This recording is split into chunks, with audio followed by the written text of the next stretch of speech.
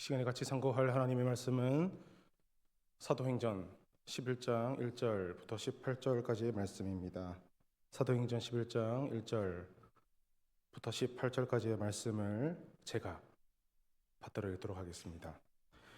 유대에 있는 사도들과 형제들이 이방인들도 하나님의 말씀을 받았다 함을 들었더니 베드로가 예루살렘에 올라갔을 때에 할례자들이 비난하여 이르되 네가 무할례자의 집에 들어가 함께 먹었다 하니 베드로가 그들에게 이 일을 차례로 설명하여 이르되 내가 요빠시에서 기도할 때 황홀한 중에 환상을 보니 큰 보자기 같은 그릇이 내 귀에 매어 하늘로부터 내려 내 앞에까지 드리워지거늘 이것을 주목하여 보니 땅에 네 발 가진 것과 들짐승과 기는 것과 공중에 나는 것들이 보이더라.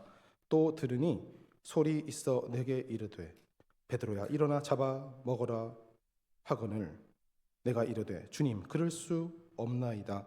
속되거나 깨끗하지 아니한 것은 결코 내 입에 들어간 일이 없나이다 하니 또 하늘로부터 두 번째 소리 있어 내게 이르되 하나님이 깨끗하게 하신 것을 네가 속되다고 하지 말라 하더라. 이런 일이 3번 있은 후에 모든 것이 다시 하늘로 끌려 올라가더라. 마침 3사람이 내가 유숙한 집 앞에 서 있으니 가이사랴에서 내게로 보낸 사람이라. 성령이 내게 명하사 아무 의심 말고 함께 가라 하시매 이 6 형제도 나와 함께 가서 그 사람의 집에 들어가니 그가 우리에게 말하기를 천사가 내 집에 서서 말하되 네가 사람을 요빠에 보내어 베드로라 하는 시몬을 청하라. 그가 너와 네 온 집이 구원받을 말씀을 내게 이르리라 함을 보았다 하거늘 내가 말을 시작할 때 성령이 그들에게 임하시기를 처음 우리에게 하시는 것과 같이 하는지라. 내가 주의 말씀에 요한은 물로 세례를 베풀었으나 너희는 성령으로 세례를 받으리라 하신 것이 생각나노라. 그런즉 하나님이 우리가 주 예수 그리스도를 믿을 때 주신 것과 같은 선물을 그들에게도 주셨으니 내가 누구이기에 하나님을 능히 맡겠느냐 하더라. 그들이 이 말을 듣고 잠잠하여 하나님께 영광을 돌려 이르되 그러면 하나님께서 이방인에게도 생명 얻는 회개를 주셨도다 하니라. 아멘.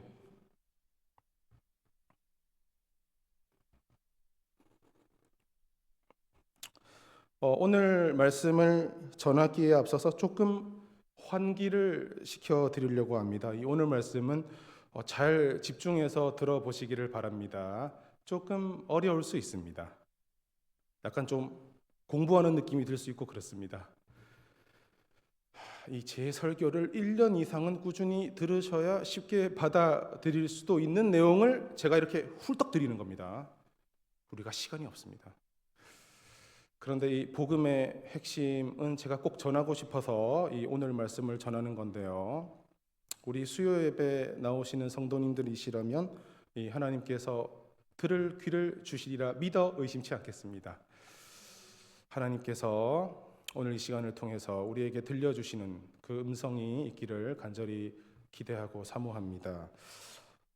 유대에 있는 사도와 형제들이 이방인들이 하나님의 말씀을 받았다라는 말을 들었다라고 오늘 본문 첫 절이 우리에게 말해줍니다. 자, 이거 중요합니다. 지금 이 제일 처음에 나오는 유대에 있는 사도들과 형제라고 나오잖아요. 자, 이거를 다른 말로 표현한다면 믿는 자들입니다. 이거는 그 예수님을 십자가에 못 박은 그런 바리새인들, 유대인들 아닙니다. 유대에 있는 사도들과 형제들, 그러니까 믿는 자들입니다. 자, 믿는 자들이 누구냐? 예수를 그리스도라고 믿는 자들입니다. 이게 무슨 뜻입니까? 예수를 믿기만 하면 그 이름으로 말미암아 죄 사함을 받는다라는 것을 믿는 자들입니다. 유대인들의 율법에 의해서 십자가에 달려 죽임을 당한 그 예수를 믿기만 하면 그 이름으로 말미암아 죄 사함을 받고 성령을 선물로 받는다라는 것을 체험하고 또 그것을 믿는 자들이 이 오늘 본문 제일 처음에 나오는 유대에 있는 사도들과 형제들입니다. 이거 지금 아주 중요한 포인트입니다. 오늘 말씀을 이해하시려고 할 때 이게 지금 핵심입니다. 제가 지금 틀린 말을 했으면 제하시고 맞는 말씀을 드렸으면 딱 잡으셔야 됩니다. 다시 말씀을 드린다면 우리는 하나님 앞에 죄로 인하여 갈 수가 없는데 그 나아갈 수 있는 유일한 길이 예수의 이름으로 인하여 열렸다라는 것을 고백하는 자들이에요. 우리는 그 은혜로 이제 하나님 앞에 나아갑니다 라고 말하는 자들이라는 거죠. 이건 딱 잡으셨죠? 그런데 이들이 이방인들도 하나님의 말씀을 받았다라는 것을 들었다는 거죠. 그러니까 이 하나님의 말씀, 이거는요, 그 사도 바울이 깨닫고 고백했던 말이고, 또 베드로 사도가 이 바리새인들 앞에서 자기의 신앙을 고백할 때 했던 말이고, 또 이 오늘 말씀의 이 배경이 되는 그 가이사랴에 있는 고넬료에게 가서 했던 말이 다 똑같은 말입니다. 예수를 믿으면 그 이름으로 말미암아 죄사함을 받아라고 이렇게 말을 했더니 이 이방인들이 받았다는 얘기입니다. 그거를 지금 유대에 있는 사도와 형제들이 들었대요. 그런데 베드로가 이제 가이사랴에서 예루살렘으로 이렇게 왔더니 이 2절에 할례자들, 그러니까 이 할례자들이 1절에 나오는 유대에 있는 사도들과 형제라고 보시면 됩니다. 그들이 베드로 네가 무할례자의 집에 들어가서 그들과 함께 먹었어 이렇게 말을 했대요. 자, 이게 무슨 뜻입니까? 네가 있을 수 없는 일을 저질렀다 이 소리입니다. 그러니까 이 이방인들이 복음을 받아들였다라는 이 말을 들은 이들의 첫 반응이요, 네가 무할례자의 집에 들어가서 함께 먹었어? 라고 하면서 이 비난했다는 얘기입니다. 사실 이 유대인들에게 할례라고 하는 것은 대단히 중요한 의미가 있습니다. 아브라함이 99세가 되던 때 하나님께서 네 집의 모든 남자들은 다 할례를 받아. 그거를 받지 아니하면 생명이 이 땅에서 사라질 거야 라고 해서 이 이스라엘 사람들에게는 생명의 그 기준이 되는 것이 이 할례입니다. 할례 받지 않은 사람들하고는 상종을 해서는 안 되는 법이 이 할례법이라고 보시면 됩니다. 이 할례의 큰 기준을 가지고 딱 봤을 때 이방인들이 복음을 받아들였어? 복음의 능력 할렐루야 아멘 이렇게 간 게 아니고 이방인? 할례 안 받았잖아 이렇게 됐다는 얘기입니다. 어떻게 무할례자하고 네가 상종을 할 수가 있어? 이런 반응을 지금 보였다는 이야기입니다. 그랬더니 베드로가 열심히 조조히 설명을 합니다. 이거는 뭐 내용을 다들 잘 알고 계시죠? 이 오늘 본문 이제 5절부터 쭉 나오는 내용입니다. 어느 날 내가 기도할 때 황홀한 중에 환상을 봤는데 큰 보자기 같은 그릇이 내려왔다. 그런데 그 안에 보니까 막 4발 가진 거, 들짐승, 기는 거, 하늘을 나는 거, 막 이런 게 있었대요. 그런데 이거를 잡아먹어라 이런 소리가 들렸답니다. 그러니까 베드로가 하는 말이 안 됩니다. 저는 지금까지 이렇게 속되고 깨끗하지 아니한 것을 먹은 적이 없습니다. 그러니까 이거 지금 무슨 얘기인지 아시죠? 이거 지금 그 정결법을 얘기하고 있는 겁니다. 그 이스라엘의 정결법에 의하면 이 이스라엘 사람들은 그 먹을 음식 또 먹으면 안 되는 음식이 정해져 있습니다. 뭐 돼지 이런 거 안 됩니다. 또 뭐 물고기 중에서도 그 비늘 없는 거 먹지 마 이렇게 다 그 정결법으로 정해져 있습니다. 그런 거를 이 베드로는 지금까지 입에 댄 적이 없대요. 베드로 우습게 보시면 안 됩니다. 이 정결법을 잘 지킨 거예요. 그러니까 그래서 이렇게 말을 했더니 하나님께서 깨끗하다라고 하신 것을 네가 속되다고 하지 마. 이런 일이 이제 3번이 있었대요. 그리고 이제 보니까 마침 밖에 3사람이 자기를 데리러 왔대요. 그런데 성령님께서 아무 의심하지 말고 같이 가. 이렇게 말씀하셔서 같이 갔는데 이제 가 보니까 이 고넬료라는 백부장이 사람들을 다 모아놓고 기다리고 있었던 거죠. 그러니까 이 고넬료도 천사가 시켜서 이렇게 한 겁니다. 그래서 베드로가 이제 말을 시작할 때, 그러니까 복음을 전한 거죠. 이 말을 할 때 성령이 임했대요. 그 15절을 보시면 처음에 우리에게 하신 것과 똑같이 하셨어. 그러니까 이거는 그 오순절을 생각하시면 됩니다. 이 오순절의 놀라운 역사가 이 가이사랴의 이달리아 부대의 백부장, 이 이방인의 집에서 일어났다라는 얘기입니다. 이 얘기를 하면서 야, 성령으로 세례받는 게 이거구나 이렇게 이제 생각을 하게 되었는데 내가 누구기에 하나님께서 하시는 것을 능히 맡겠느냐 이렇게 얘기를 했더니 이제 그 말을 듣고 모두가 하나님께 영광을 돌렸다라는 이야기입니다. 자, 이까지가 오늘 본문의 내용인데요. 자, 이제부터 중요합니다. 지금까지 말씀드린 이 이방인이 복음을 받아들였다라는 이거를 할렐루야 아멘으로 받아들이지 않고 이 긴 이야기가 오고 가게 만든 그게 뭐냐? 그거를 한 단어로 말씀드리면요. 그게 율법입니다. 이거 아주 중요한 말씀 드리는 겁니다, 지금. 이 율법이 할렐루야 하게 하는 것을 막았다라는 거죠. 누가 할렐루야 아멘 하는 것을 막았냐? 은혜로 삽니다라고 고백하는 이 믿는 자들이 할렐루야 하지 못하도록 막았다라는 얘기입니다. 율법이 과연 뭐냐라고 하는 것에 아주 그냥 단면을 여기에서 지금 보여줍니다. 이거를 거슬러 올라가면요, 예수 그리스도까지 갑니다. 예수님은 율법에 저촉되어서 죽었습니다. 이거 아시죠? 특별히 그 안식일법 거기에 저촉돼서 돌아가신 거예요.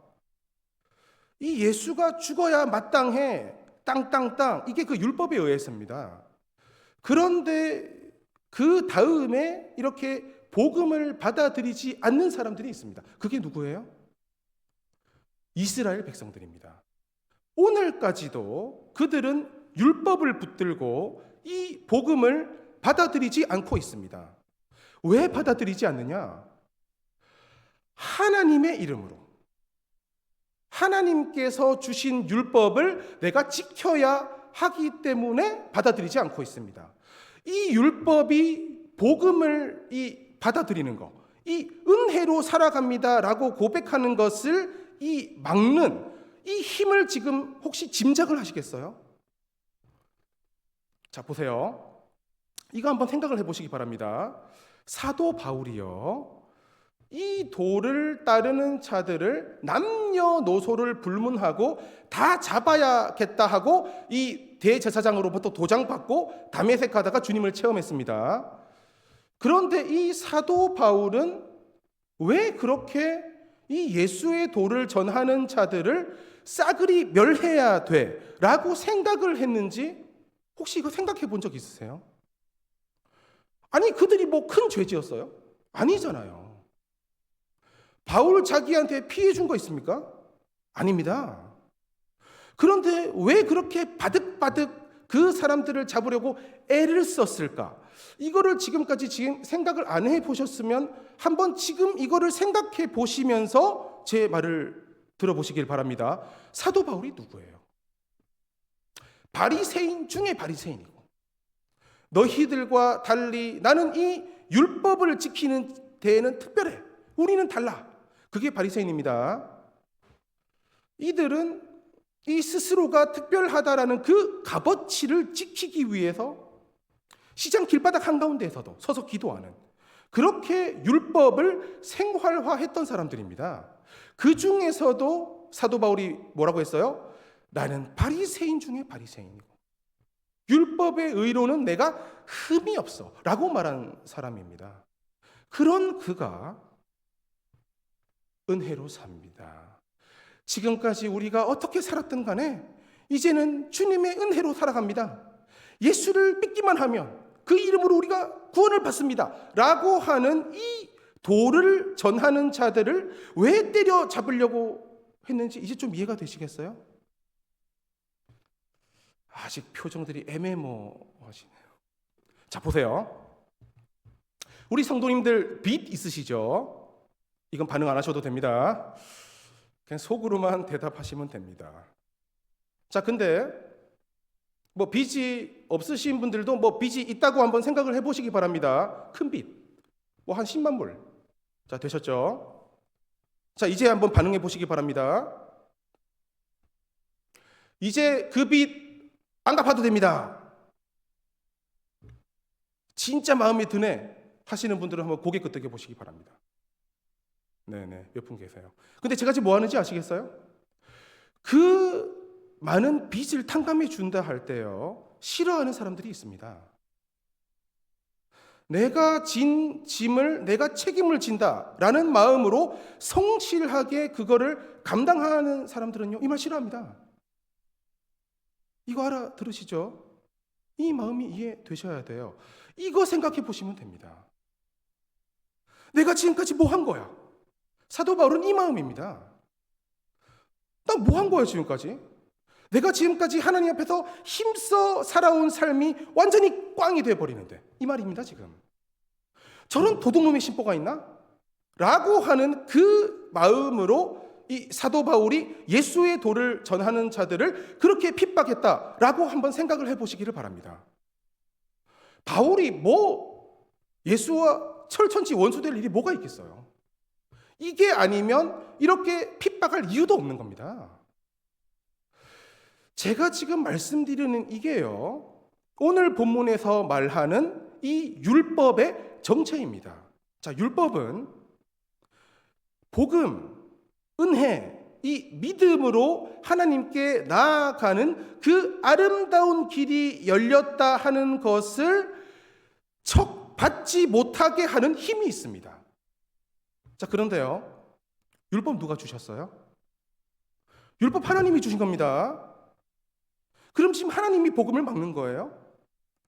자, 이거 정신 잘 차리시고 들으셔야 됩니다. 사도 바울이 이거를 깨닫고 딱 말했어요. 이 오늘 본문, 내가 깨끗다 한 것을 네가 속되다 하지 마. 자, 이게 무슨 말입니까? 하나님께서 지금 율법을 바꾸신 거예요. 율법이 바뀌었나 하는 이거는요, 신학에서 대단히 큰 테마입니다. 율법을 하나님께서 버렸다라고 보시면 안 됩니다. 사도 바울이 그걸 딱 깨닫고는 정의를 내렸어요. 율법으로는 하나님께 의롭다 함을 받을 육체가 없나니. 율법이 오니까 멀쩡히 잘 살고 있는 나는 내 안에 죄만 드러나고, 율법이 오니 죄는 살고 나는 죽는구나. 내 마음에 이 두 가지의 법이 싸우는데 나는 어떻게 할까? 오호라, 나는 공고한 사람이로다. 이 사망의 법에서 누가 나를 건져내랴. 이 절규를 우리가 볼 때 막 깨끗하게 살아보려고 하는, 그 아무리 노력해도 절망으로 이끄는 그런 부정적인 마음으로 율법을 보게 하는 것 같지만, 율법은 그것 자체만으로 영원히 있어야 됩니다. 그런즉 율법을 폐하겠느냐? 그럴 수 없느니라 그랬습니다. 율법은 죄를 깨닫게 하는 능력이 있습니다. 이거는 영원히 우리가 살려야 됩니다. 오늘 본문에서 말하는 이 믿는 자들이 할렐루야 아멘 하지 못하게 만든 이 율법이 뭐냐? 자, 이게 오늘 말씀의 핵심입니다. 율법은 너희와 나는 달라. 내가 지금까지 쌓아 올린 게 이만큼인데 이겁니다. 이 율법을 한마디로 말씀드리면요, 이거 대단히 중요합니다. 한마디로 자기의 의를 말합니다. 이스라엘 백성들은 이 자기의 의를 붙들면 붙들수록 이 복음이 너무나도 듣기 싫은 거예요. 완전 사기꾼의 장사 같은 그런 마음이 들 수밖에 없는 거죠. 지금 여기까지 이해되시겠죠? 네. 율법은 하나님께서 이 죄를 깨닫게 하기 위해서 주신 건데 그걸 붙들고 살아보려고 애를 쓰다 보니까 아니 그럼 죄는 뭐야? 이렇게 마음이 드는 쪽으로 바뀌었다라는 거죠. 그 마음으로 이 이스라엘 사람들은 아직도 복음을 받아들이지 않고 있습니다. 근데 진짜 오늘 말씀에서 중요한 건 뭐냐? 이 오늘 본문 말씀은요, 믿는 자들의 얘기라니까요. 이 유대교 이스라엘 사람들을 읽으라고 오늘 본문이 있는 게 아닙니다. 이거를 훌떡 넘어서서 믿음으로 삽니다 라고 고백하는 이 사도들과 형제들, 믿는 자들이 아직도 율법을 붙들고 있다는 거죠. 이게 율법의 힘입니다. 율법은 은혜로 살아갑니다 라고 고백하는 자들마저도 자기의 의를 세우게 하는 힘이 있다는 것을 오늘 본문은 분명하게 우리에게 말해줍니다. 은혜로 삽니다 라고 고백하면서 우리 기독교는 지금까지 2000년을 왔는데요, 계속 이 엎치락 뒤치락 하는 게 뭔가 하면요, 은혜면 다야? 이 소리가 계속 나옵니다. 이 은혜론이라고 하는 이게요, 기독교 역사, 시대마다 싸움의 대상이었어요. 그냥 우리는 아무것도 못합니다. 그리고 하지 않아도 되게 우리에게 구원을 주셨습니다. 이거를 받아들이고 입술로 시인하고 그냥 믿기만 하면 됩니다. 십자가의 보혈을 붙들고 나아가기만 하면 됩니다. 이 소리에 아멘 하는 자들이 복이 있을 줄로 믿습니다. 이거를 아멘 못하는 사람들이 이 기독교 역사 시대마다 누구냐? 수도사들이었어요. 기독교 수도사들. 역사의 기록으로 남아 있습니다. 하나님이 다 하십니다. 그럼 우리 뭐야? 불같이 화를 냈어요. 어떤 신학자는요, 하나님 우리에게 명령하십시오. 그리고 그 명령하신 것을 이루어 주십시오. 뭐야 그럼? 우리는 팔짱 끼고 가만히 있겠다는 거야? 목욕하다가 뛰쳐나왔어요. 그 말 듣고. 제가 지금 6세기 얘기를 하고 있습니다. 15세기, 16세기로 오면요, 우리가 잘 아는 마르틴 루터가 나옵니다. 수도원 안에서 나를 책짓질하면서 하나님 앞에서 의롭다 소리를 한번 들어보려고 노력했던 그 루터가 누구예요? 신학자입니다. 우리 기독교 신학자입니다. 은혜로 살아갑니다 라는 것을 주장하는 이 루터의 마음속에 다시금 이 율법이 치고 올라와서 이 율법의 의로 깨끗해 보려고 애를 쓰고 애를 쓰면 애를 쓸수록 너무 힘들었대요. 이 루터는 정직하고 성실했던 사람이었어요. 이 예수 믿는 도를 따르는 사람들을 추격하는 이 사도 바울의 마음을 100번 이해했어요, 루터는. 그런데 바울처럼 누구를 때려 잡을 수는 없으니까 이 루터는 성경에 나오는 하나님이 의롭다 하는 소리를 미워했대요. 자기 혼자 잘났다고 하는 그 의롭다라는 말을 내가 싫어했다 그랬어요, 루터가. 그런데 그 영혼이 그리 평온하지 않았습니다. 그가 사도 바울이 한 말처럼 똑같이 얘기했습니다. 내가 바리새인 중에 바리새인이야 라고 말한 것처럼 루터가 뭐라 말했는지 아세요? 수도사가 자기를 채찍질해서 가는 곳이 하늘나라면 거기에 내가 1등으로 있어야 돼 그랬습니다. 율법은요, 우리 이 믿는 자들에게도 자기의 의를 세우게 하는 무서운 힘이 있다라고 하는, 이것이 이 율법이라고 하는 단어가 대변하고 있다라고 생각하시면서 오늘 말씀을 남의 얘기로 듣지 않는 우리 성도님들이 되셔야 됩니다. 은혜로 삽니다 라고 하면서 우리가 지금 여기까지 왔는데요, 우리 믿는 자들 안에는 시대를 계속해서 반복해서 이 끊임없이 나의 의를 세우려고 하는 그 동력이 있다니까요.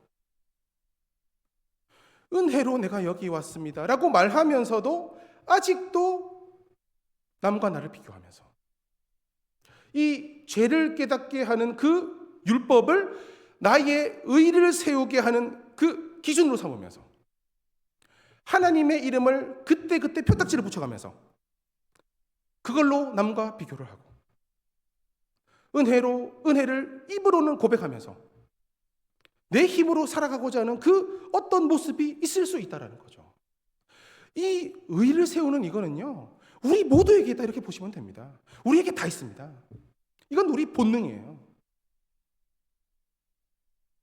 이만큼 이렇게 신앙생활을 하다가도 다른 지체들을 볼 때 저리 믿어 되겠나?